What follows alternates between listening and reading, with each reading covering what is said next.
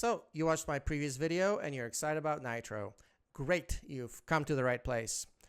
In this video, we're going to expand on the API we built last time. We're going to add scheduled tasks and a key value store, both built into Nitro. Ready to get started? Come on. In case you haven't seen the preceding video, here's a quick recap. We spun up a base project, configured database access, patched up a broken package, added some routes, and then deployed it all to Railway. To get started, we want to make sure we have some data to aggregate. I've prepared some cat products, JSON objects, and we'll use Bruno to add them to the database. Let's make sure they're all there. All right, we're good here. Now, task support is still behind an experimental feature, so let's add that in. We'll leave this file open because we'll be back here after creating the task. To add a new task, create a task inside the tasks directory. In case you have more tasks that do different things, you may want to organize them into directories inside there. I've created an aggregate directory and products.ts there because I'll be aggregating products data. Defining a task is done via the define task composable function. It takes in a configuration object with a meta property and a run function. Inside the meta object, we must at least add the name. In our case, this is the aggregate products task. Description is optional. The run function receives a payload and context, but we're not going to be using them in this demo. Payload is an arbitrary object you can pass in when running tasks manually, and the context has some task-specific properties you can use. Now that we have the shell function of the task, let's fill it in with some functionality. First, we're grabbing all products from the database. Now, in the real world, you would probably write a SQL query to get you exactly what you need, but I wanted to stick to JavaScript in this demo. SQL is going to come in another video, maybe. We're fetching just the price field of each product and then aggregating it with MapReduce.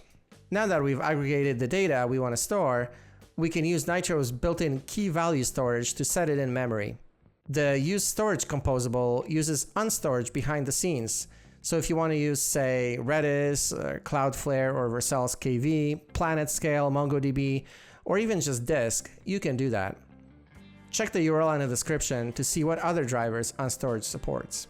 We tell the composable the name of the store we want to write to, then the key at which we want to store the data, and finally the object we want to store. This can be an object, an array, or any other JavaScript quote-unquote type. Finally, we return out of the function with a success result. Now, this isn't really relevant for a scheduled task since nobody will read the result, but if you run the task manually, you could get some payload back. All right, now that our task is set up, let's add it to our service config. Add a new scheduled tasks property. Then inside, we're setting up a dictionary where the key is the cron expression and the value is the name of the task from the meta property of the task configuration. All is well and good, but how can we be sure that the key value pair actually gets written? Well, let's add a file called metadata.get.ts inside our routes folder, some boilerplate route definition code, and then implement putting from the key value store. We use the same composable as inside the task and pass in the name of the store. Once we have a reference to the store, we can get the item at the key products and return it if found. All right, cool. We're done coding, so we can commit the changes and push them to GitHub. If you followed the previous video, you'll see that Railway should start deploying your latest code. Once done, wait a minute, then send a request to /metadata to see it in action. And there you have it. You now have a server running a scheduled task once a minute that aggregates product prices. Of course, this example makes little sense in the real world, but it's easy to imagine other useful scenarios like keeping a cache hot or executing some AI functionality or something like that. So let me know in the comments if you have any questions, and thanks for watching, and I'll see you next time. Take care.